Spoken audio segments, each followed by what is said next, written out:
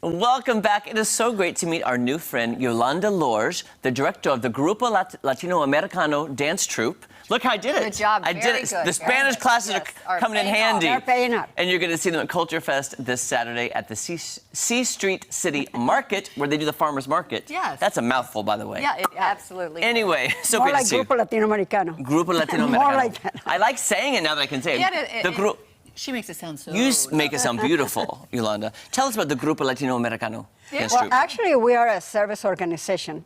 In Springfield, we founded it 33 years ago because our Hispanic Latino community was growing. And a group of us, we decided to do some service to those newcomers, you know, like teaching English and all kinds of things. And that was 33 years ago. Later on, we decided about the cultural aspect, that it was important to not only retain our culture, but also to share it with those who don't know it or know very little of it. And that's how I formed Grupo LatinoAmericano Dance Troupe. I wish we had her performing today. I really do. You are the head of the dance troupe. Yes. And so can you explain kind of what that looks like? Well, what makes it a little difficult is because we Latinos don't represent a country or a race or an ethnicity. We represent 25 different Spanish-speaking countries, of course, and different races and different ethnicities and cultures. So that makes it a little difficult. But we try to include as many countries as we can with our dances.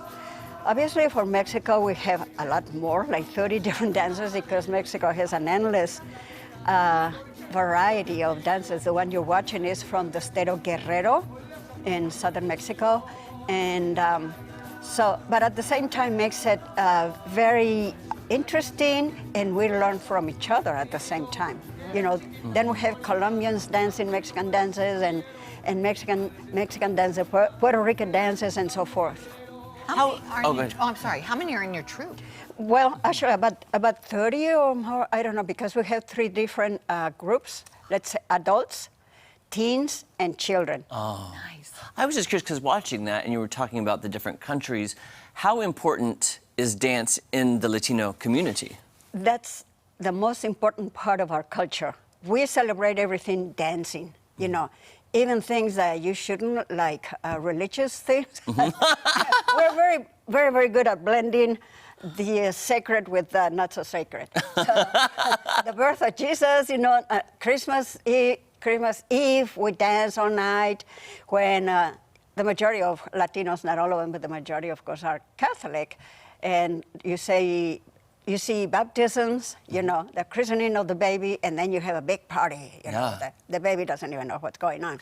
But so music and dancing is very important to us. Yeah. That's how we enjoy I think you should life. celebrate that. I agree. We enjoy life. We forget about, you know, our troubles or whatever, you know. And like in Mexico, there are more than 270 holidays through the year. So right now, they're celebrating something. I love that. Patron Saints Day, or either religious or patriotic. They just celebrated, of course, Independence Day on Cinco de Mayo. 16th. No, Cinco de Mayo is on Cinco de Mayo. Cinco de Mayo. Okay, it's May 5th. Yes, I love Cinco de Mayo. Totally. Because we would celebrate that in school in Texas, Cinco de Mayo. Yeah. Yeah, that's celebrating the battle against the French in 1860, and the Mexican, they won, but later Napoleon sent more reinforcements, and then they lost, and then they win, and then they win again.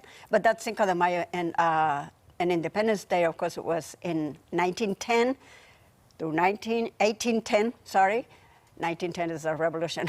1810. You are like a Knows teacher. she knows you know your history. But that was against Spain, you know, the independence, which other countries from Latin America, especially Central America, also acquired their independence from Spain.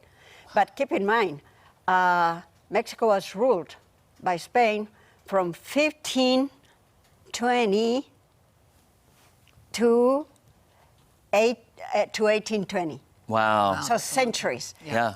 So Mexico used to be called New Spain. before it was called Mexico. We're learning a lot of history from you. For sure. We love a lot of your culture, the dance, the food, the siesta. I like that idea. So Yeah. can we talk about when you're going to be performing? We had to take siestas because we dance a lot. And Yeah, you do. I get it. I get this. I understand. What time are you going to be performing? Around 10:30, I think that's what they told me the last, schedule. It's just there are so many other wonderful performers until 4 o'clock. We're gonna have, really, this is a time to meet our neighbors, new neighbors, newcomers, and not so newcomers, because sometimes we just, like when we live in our own neighborhood or whatever, but we don't get to see the other people on the other side of the street or whatever. So this is where we're going to see, Middle Eastern people. We're going to see, of course, American Indians. Yes, lots of culture, Yolanda. Thank you. Culture. Catch them this weekend. Yeah, it's going to be fun. We'll be back right after this. Do you have a quinceañera? Who?